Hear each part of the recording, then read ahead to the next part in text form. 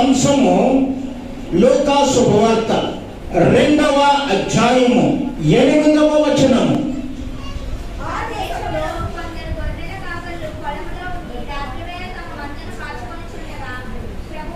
చాలమ్మా, వాక్యము చాలా స్పష్టంగా ఉంది. ఇది ప్రభువు వారు పుట్టుకకు సంబంధించిన వాక్యము. ఆయన పుట్టినప్పుడు పొలములో గొర్రెల కాపరుల గురించి మాట్లాడుతూ ఉంది. లూకా సువార్త సుమారు క్రీస్తు శకము 56వ సంవత్సరములో రాయబడిన సువార్త. ఈ సువార్తలో 1వ అధ్యాయము 1వ వచనములో ఈ ఘనత వహించిన థియోపిలా అని మొదలు పెడుతూ ఉన్నాడు. అంటే ఆయన ఒక గొప్ప వ్యక్తికి ఈ సువార్తను రాసి, అయ్యా మీ పేరు మీద నేను దేవుని యొక్క సువార్తను రాశాను అని చెప్పి ఆయన మాటను పెట్టాను. ఎవరు ఈ థియోపిలా? ఎవరు అంటే ఈయన కైసరు ఇంటి వారిలో ఒకడు. ఈ థియోపిలా పౌలుకి స్నేహితుడు కూడా. ఫిలిప్పీయులకు రాసిన పత్రిక 4వ అధ్యాయము 22వ వచనములో కైసరు ఇంటిలోనున్న పరిశుద్ధులకు అని రాస్తున్నాడు. ఈ థియోపిలానే ఆయన ప్రభువును నమ్ముకున్నాడు.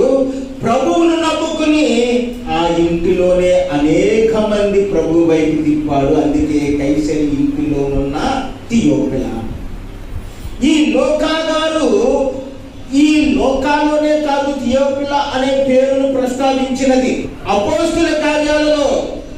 మరి మనము చదువుకున్న వాక్య భాగంలోనికి వచ్చినప్పుడు లూకా సువార్త 2వ అధ్యాయము 8వ వచనము, ఆ దేశములో కొందరు గొర్రెల కాపరులు పొలములో ఉండి రాత్రి వేళ తమ మందను కాచుకొని చుండగా. చాలండి ఇక్కడికి. ఈ వాక్యంలో ఎన్ని భాగములు ఉన్నాయి? 3 భాగములు ఉన్నాయి. ఏమిటి ఆ 3 భాగములు అంటే, ఆ దేశములో ఏమంటున్నారండి అక్కడ? ఆ దేశములో. మనం ఈరోజు ఏ దేశములో అని తెలుసుకోవాలి. అర్థమవుతుందా? రెండవది ఏమిటంటే, కొందరు గొర్రెల కాపరులు అంటున్నాడు. అందరూ గొర్రెల కాపరుల గురించి చెప్పటం లేదు. వీళ్ళు ఏదో స్పెషల్ ఉంది. కొందరు గొర్రెల కాపరులు. ఇక మూడవది ఏమిటంటే, వారు ఉన్న స్థితి ఒక రాత్రిలో. అంటే నేను 3 విషయాలే చెప్పి మిమ్మల్ని వదిలిపెట్టాలనుకుంటున్నాను. ఒకటి ఏమిటి? ఆ దేశములో అంటే ఏ దేశములో? కొందరు గొర్రెల కాపరులు, అందరూ కాదు. వారున్న స్థితి, అది వారున్న ప్రాంతము ఎలా ఉంది అంటే చీకటితో నిండి ఉన్న ప్రాంతము, రాత్రి వేళ. రైట్. ఈరోజు ముందుగా మనము చెప్పుకున్న ఈ షెడ్యూల్ని బట్టి ఏం చెప్పుకోవాలి? ఏ దేశము అనేది చెప్పుకోవాలి. ఒకటవదిగా ఏంటండి? ఏ దేశము. ఏ దేశం. ఇది ఇంగ్లీష్ బైబిల్లో ఆ ప్రాంతము అని కూడా తర్జుమా చేయబడింది. మరి ఆ ప్రాంతం అని కూడా తర్జుమా చేయబడిన ఆ ప్రాంతం ఏమిటంటే అది బెత్లెహేము. అది ఏంటంటే అది బెత్లెహేము. పూర్వము దీన్ని ఎఫ్రాయిం అని కూడా అనేవారు. పూర్వం దీనికి ఇంకొక పేరు ఉంది, ఎఫ్రాయిం అని కూడా దీన్ని పిలిచేవారు. అది ఆదికాండము 35వ అధ్యాయం 14, 15, 16 వచనాలు చదివితే మనకి ఎఫ్రాయిము ప్రాంతం అంటే ఏమిటో, బేతేల్ అంటే ఏమిటో మనకు తెలుస్తుంది.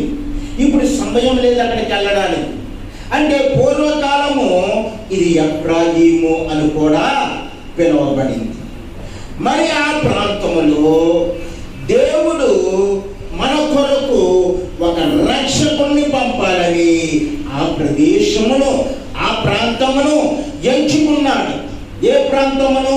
బెత్లెహేము అనే ప్రాంతమును ఎంచుకున్నాడు. మరి ఎందుకు ఆ ప్రాంతమును ఎంచుకున్నాడు? ఏదో ఒక రీజన్ అంటూ ఉంటుంది, ఏదో ఒక కారణం అంటూ ఉంటుంది. ఆ కారణం ఏమిటంటే ఆ ప్రాంతము దేవుని దృష్టికి ఎలా ఉందట? నట్ట నడిమిని ఉందట, అంటే సెంటర్లో ఉందట. మన జ్ఞానమునకు దేవుని జ్ఞానమునకు అతీతమైన ఒక దృశ్యము గోచరమవుతూ ఉంటుంది. మనం ఏమిటంటే ఈ చూసిన వస్తువు ఇది గుండ్రముగా ఉంది అనుకుంటాం, అంతవరకునే మన చూపు వెళ్తుంది. మరి పైనుండి పరలోకము నుండి దేవుడు చూసినప్పుడు ఆ పరలోకమునున్న ఆ గ్లోబును, ఆ భూగోళమును దేవుడు చూసినప్పుడు దేవుని చూపు వేరు, మన చూపు వేరు అని నేను చెప్తున్నాను కదా. మన చూపుకి అది ఇలా గుండ్రముగా కనపడిందేమో, కానీ దేవుని చూపుకు ఆ బెత్లెహేము ఆ గుండ్రముగా ఉన్న గ్లోబులో నట్ట నడిమిన ఉన్నట్టు కనపడింది. నట్ట నడిమిన ఉన్నట్టు కనపడింది. నట్ట నడిమి అనేది దేవుని వాక్యములో ఉందా? ఆ సెంటర్ అనేది దేవుని వాక్యములో చూపించాడా అని మీరు నన్ను అడగవచ్చు. యెహెజ్కేలు గ్రంథము 38వ అధ్యాయము 12వ వచనము, దేవుడు వాక్కు యెహెజ్కేలుకు ప్రత్యక్షమై ఒక ప్రవచనమును చెబుతూ ఉన్నాడు. ఆ ప్రవచనములో ఎక్కడైతే బెత్లెహేము ఉందో ఆ నట్ట నడిమి ప్రాంతం లేదా ఇశ్రాయేలు దేశము గురించి చెప్పబడుతూ ఉంది.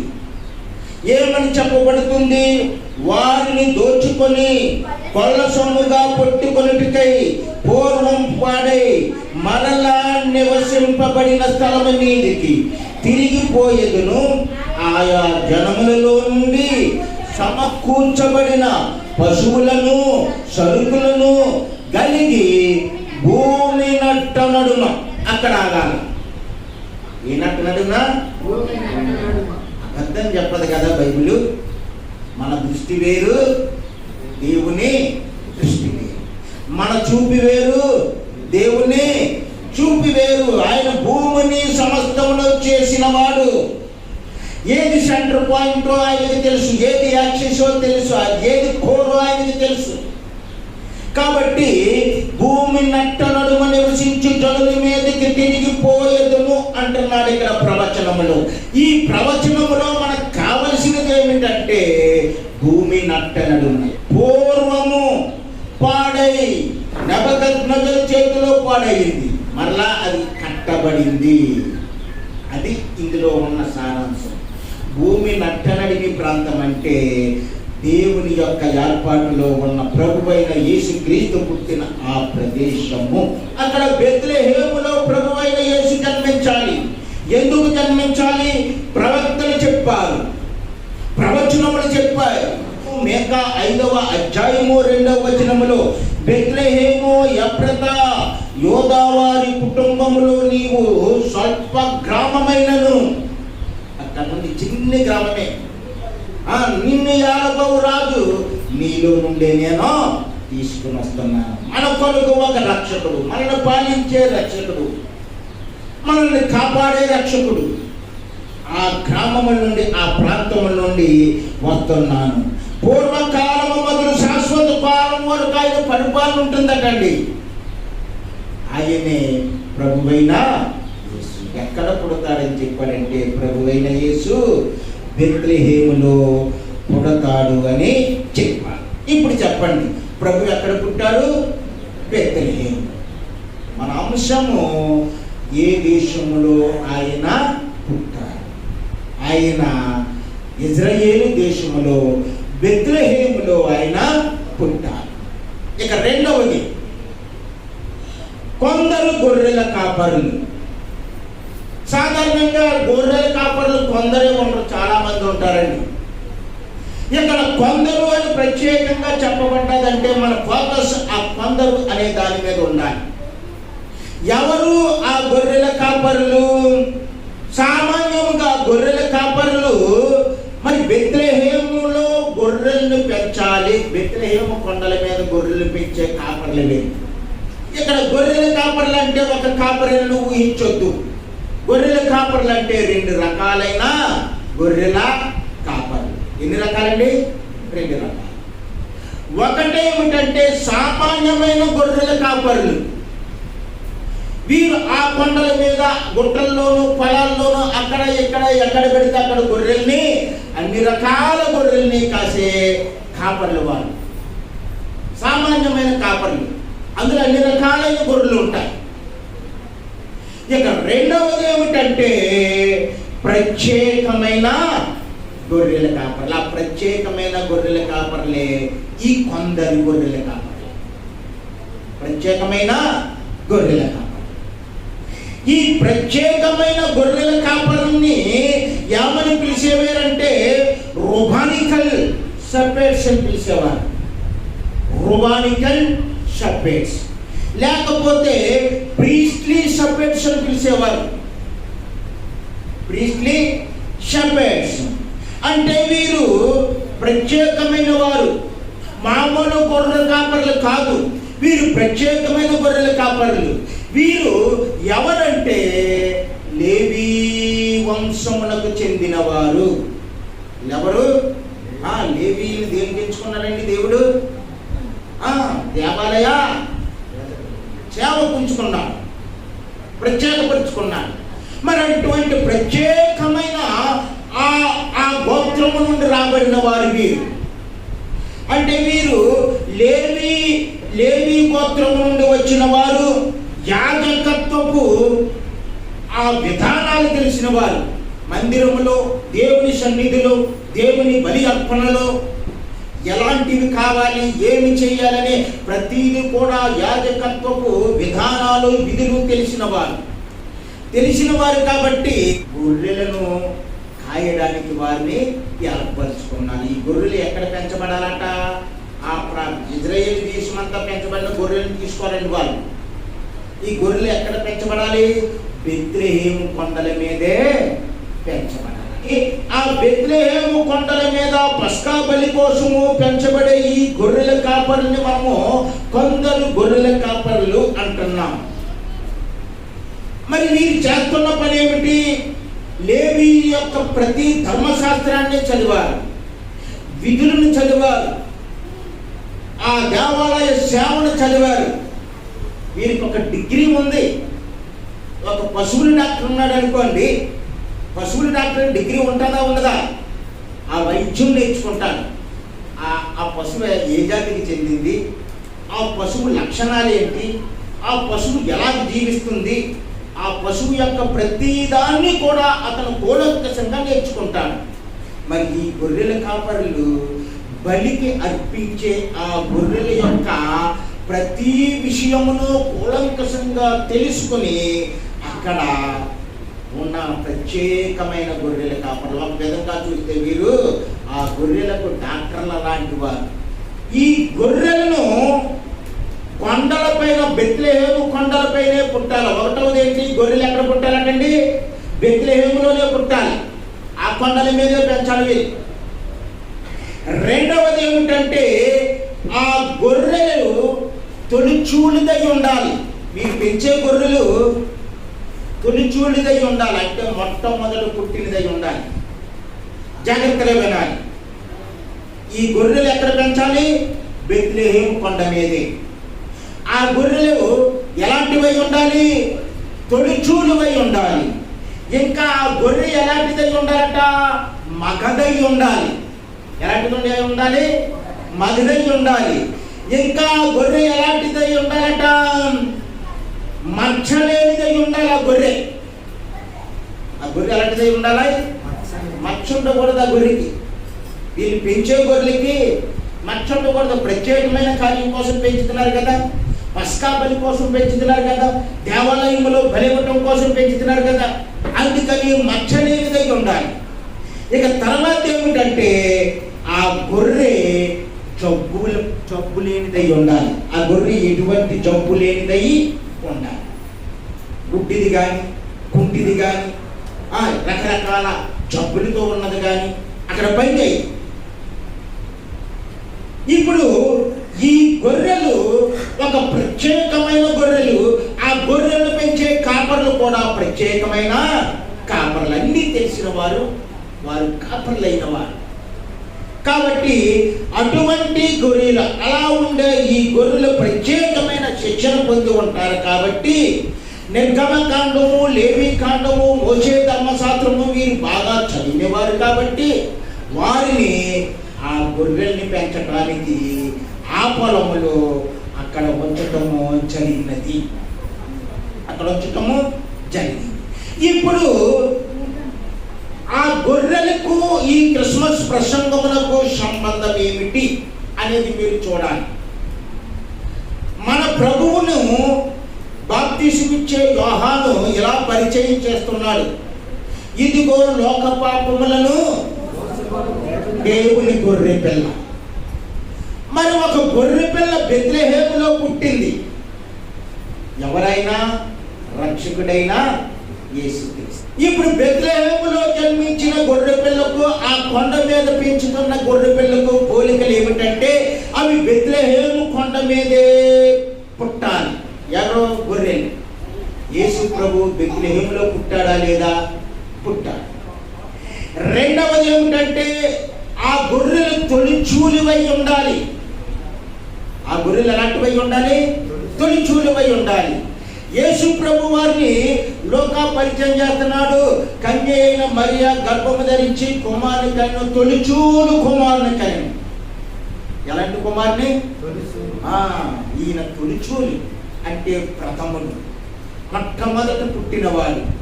ఆ గొర్రెలు మగ సంతానమై ఉండాలి. యేసు ప్రభు వారు పురుషుడు, మగ సంతానము. తర్వాత ఆ గొర్రెలు మచ్చలున్నాయా లేదా, బాగున్నాయా లేదా అని చెక్ చేసే బాధ్యత ఎవరికి ఉంది? కాపర్లకు ఉంది. యేసు ప్రభువులో ఏ మచ్చ, ఏ డాగు, ఏ కలంకము, ఏ పాపము లేదు. ఆయన అంటున్నాడు కదా, శాస్త్రులు పరిచయులు అక్కడ ఉన్న వాళ్ళతో, నాలో పాపం ఉన్నదని ఎవరైనా నిరూపించగలరా? సవాల్ చేస్తున్నాడు ఆయన. మచ్చలేని గొర్రె మన యేసు ప్రభు. ఇక చూస్తే ఆ గొర్రెలకు ఏ జబ్బు ఉండకూడదు, అవిడితనం ఉండకూడదు, గుడ్డితనం ఉండకూడదు, ఏ జబ్బు ఉండకూడదు. మన ప్రభువు ఏ మచ్చ లేనివాడే కాకుండా ఏ జబ్బు లేనివాడు కూడా. ఆయన 33 సంవత్సరాల నవ యవ్వనములో మనందరి కొరకు బలైపోయా. ఇవన్నీ నెరవేర్చడానికి రక్షకుడు ఆ దేశములో పుట్టారు. బెత్లెహేములో పుట్టారు. మరి ఆ ఎన్ని లక్షణాలు ఈతో ఉన్నాయని చెప్పి ఆ దూత ఆ కాపర్ల దగ్గరికి వచ్చింది. కాపర్ల దగ్గరికి వచ్చి, కాపర్లారా, మీరు పస్కా బలి కోసము గొర్రెలు పెంచుతున్నారు కదా, ఇక మీకు ఆ బాధ తప్పిందయ్యా. ఏంటి ఆ బాధ తప్పటం అంటే, నేను రక్షకుడు మీ కొరకు. అదే క్రిస్మస్ అంటే. ఇక తర్వాత ఏమిటంటే రాత్రి వేళ వారు ఉన్న స్థితిని చూపిస్తుంది. రాత్రి అంటే చీకటి కదండి. చీకటి అంటే అందరికీ భయమే, అంధకారం, బాధకు గుర్తు, అయోమయానికి గుర్తు. మరి ఆ మన ప్రభువు పుట్టినప్పుడు భాస్కరరావు గారు చెప్పినట్టు ప్రపంచము లేదా ఆ దేశము యోదయ బెత్లెహేము ప్రాంతంలో దేశము, ఆ ప్రాంతం అంతా ఎట్లా ఉందంటే అంధకారముతో నింపబడి ఉంది. దేవుడు లేకపోవటము, దేవుడు మాట్లాడకపోవటము, దేవుడు దర్శించకపోవటము, అంధకారము. ఆ అంధకారముతో నింపబడి ఉంది. ప్రభువు పుట్టేటప్పటికి భూమండలం అంతా, ఈ ప్రపంచమంతా ఆధ్యాత్మిక చీకటి కమ్ముకుందండి. ఏ చీకటి? ఆధ్యాత్మిక. ఎవరు దేవుడో తెలియట్లేదు, ఎవరు రక్షకుడో తెలియట్లేదు, ఎవరు ఎలాంటి వారో తెలియని పరిస్థితుల్లో జీవిస్తూ ఉన్న మనుషులు ప్రబలిపోయి ఉండగా వారినందరినీ వారి మనోనేత్రాలకు అపవాది అంధకారాన్ని కలిగించి ఆ బ్రతుకు జీవించేలాగా వారిని హింసిస్తూ ఉన్నాడు. అటువంటి స్థితిలో దేవుడు ఏం చేశాడంటే తన కుమారుణ్ణి ఈ లోకానికి పంపాలి. యేసుక్రీస్తు వారు వచ్చి అంటాడు కదా, నేను లోకమునకు, చెప్పాలా, నేను లోకమునకు వెలుగై ఉన్నాను. చీకటిలో బ్రతుకుతున్న మనుషుల కొరకు, చీకటిలో జీవిస్తున్న మనుషుల కొరకు, నేను పరలోకం నుండి వచ్చి వెలుగుగా వచ్చాను, ఎవరైతే నా వైపు చూస్తారో వారిలో నేను చీకటి అనే పాపంలో నేను తీసివేస్తానంటున్నాడు దేవుడు. మరి కీర్తనకారుడు ఆ చీకటి గురించి ఒక మాట చెబుతున్నాడు. ఏమంటున్నాడు? 74వ కీర్తన 20వ చరణములో, లోకములోనున్న చీకటి గల చోటులు బలత్కారుల నివాసముతో నిండి ఉన్నవి కాగా నిబంధనను జ్ఞాపకము చేసుకో.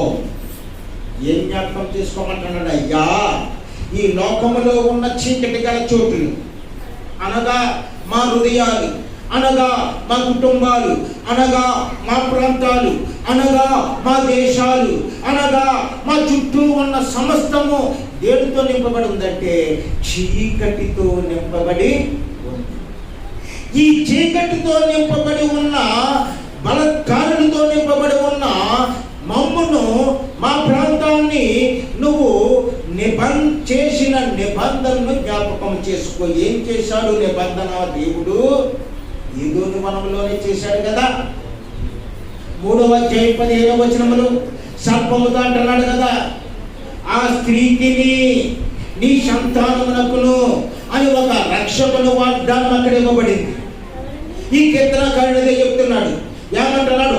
ఆ నిబంధనను జ్ఞాపకం చేసుకొని నువ్వు మాకు ఒక రక్షకుణ్ణి దయచేయువా అని అడుగుతున్నాడు. చీకటిలో ఉన్నాము, మాకు రక్షకుణ్ణి దయచేయవా. ఈ కాపర్ల చుట్టూ చీకటి ఉంది. వాళ్ళు ఎక్కడ ఉన్నారు? పొలంలో ఉన్నారు. ఆ కాపర్ల చుట్టూ ఏముంది? చీకటి ఉంది. ప్రభువుని దర్శించని చీకటి, ప్రభువుని చూడలేని చీకటి, ఆయన మాట వినలేని చీకటి ఉంది. ఆ చీకటి ఉన్న ఆ మనుషులు చీకటిలో జీవిస్తూ ఉన్నారు. ఇప్పుడు దేవుని తోట వారి దగ్గరికి వచ్చింది.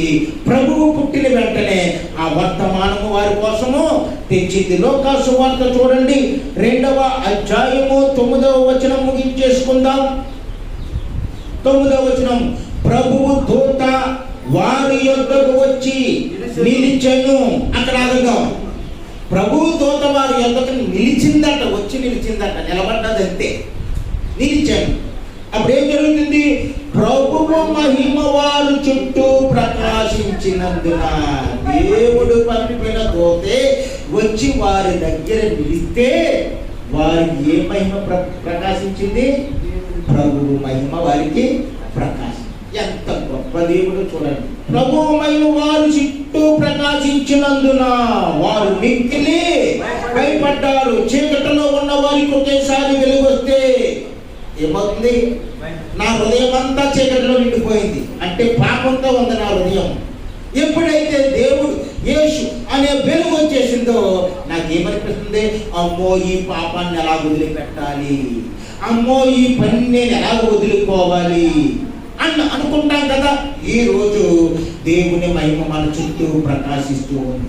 ఆ దూత వచ్చినట్టునే, ఈ వార్త విన్నట్టునే వారికి జరిగిన 4 అద్భుతాలు టగటగమని చెప్పి 3 నిమిషాల్లో ముగిస్తున్నాను. ఏమిటంటే వారు ఆ రాత్రి, దూత దర్శించిన రాత్రి, ఆ చీకటి ఉన్న రాత్రి, దూత వచ్చిన వెంటనే వారు ఏం చూశారు? ఒకటి, ప్రభువు మహిమను చూశారు. అది చదివితే ఎక్కువ అవుతుంది కాబట్టి నేను వివరంగా చెప్పాను. రెండవది ఏమిటంటే మొట్టమొదటి సువార్తలు విన్నారు. ఎవరండి మొట్టమొదటి సువార్త? ఎవరన్నారు? ఆ పొలంలో ఉన్న గొర్రెల కాపరులు. ఇదిగో నేను లోక రక్షకుని మీ కొరకు పుట్టి ఉన్నాను. మొట్టమొదటి సువార్త వారు విన్నారు. రెండవది ఏమిటంటే వారు సమాధానం పొందారు. అప్పటి వరకు సమాధానం లేదు, చీకటిలో ఉన్నారు, భయంతో ఉన్నారు, వణుకుతో ఉన్నారు. ఇప్పుడు వారి హృదయాల్లోకి ఏమొచ్చిందంటే సమాధానం వచ్చింది. ఒకవేళ నీ జీవితంలో చీకటి లాంటి భయాలు ఉంటే, నీ జీవితంలోకి యేసును ఆహ్వానిస్తే, ఆయన్ని ఆరాధిస్తే, అదే క్రిస్మస్గా మారితే నీ జీవితంలోకి ఏమొస్తుందంటే సమాధానము వస్తుంది. ఇక వారిలో ఐక్యత వచ్చింది. ఆ వార్త విన్నంటనే వారు ఒకరికొకరు మాట్లాడుకున్నారట. అప్పుడు వరకు ఏం చేశారు? వారు మాట్లాడుకుంటున్నారు. నువ్వు ఆ వార్త కాస్తున్నావు ఇట్లా, నేను ఈ వార్త కాస్తున్నాను, నాకు పని ఎక్కువైపోతుంది. లేకపోతే గొడవలు ఉంటాయి కదా మనుషులు అన్న తర్వాత, ఐక్యత లేదు వారిలో. ఇప్పుడు ప్రభువు దూత వారిని దర్శించి సమాధాన సువార్తలు చెప్పిన వెంటనే వారికి ఏమొచ్చేసింది? మనమనే మాట వచ్చిందా? ఐక్యత. ఆ శిశువును దర్శిందాం. ఆ తర్వాత వారు యేసును చూశారు, వారు దేవుణ్ణి చూశారు. చూసిన వారు దేవదూత తమతో చెప్పిన మాటలన్నీ మొట్టమొదట సాక్ష్యం చెప్పారు. ఎవరికి? తల్లికి సాక్ష్యం చెప్పారు. అమ్మ నీ పుట్టిన కొడుకు మామూలుడు కాదమ్మోయ్, దేవదూత మా దగ్గరికి వచ్చేసిందమ్మోయ్, ఆ వెలిగి అంత బ్రహ్మాండంగా ఉందో. ఆమె మాటలు, ఆ దేవదూత చెప్పిన మాటలు మన హృదయంలో నాటికిపోయాయి. ఉప్పొంగిపోతున్న సంతోషం మాకు వచ్చేసింది. ఈయన లోక రక్షకుడట, ఆయన యేసట, ఆయన పాప విముక్తిని కలిగించేవాడట.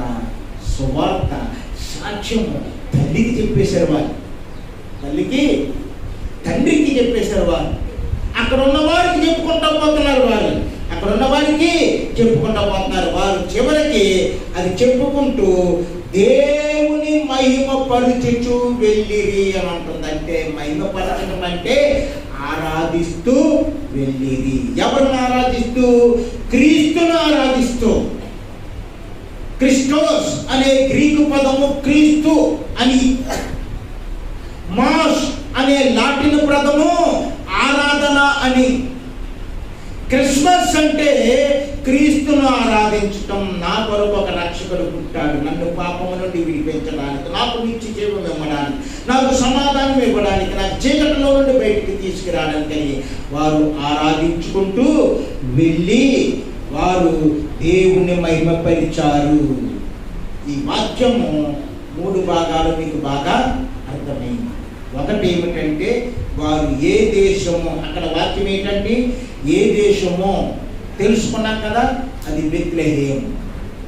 కొందరు గొర్రెల కాపరులు తెలుసుకున్నాం కదా, అందరు లాంటి వారు కాదు వీళ్ళు. రొబానిక్ షెపర్డ్స్, ప్రీస్ట్లీ షెపర్డ్స్, లేవి గోత్రానికి చెందిన వారు. అందరు లాంటి వారు కాదు. మన నాటకాల్లో చూపించినట్టు ఒక తలపాగా అలాంటివి కాదు.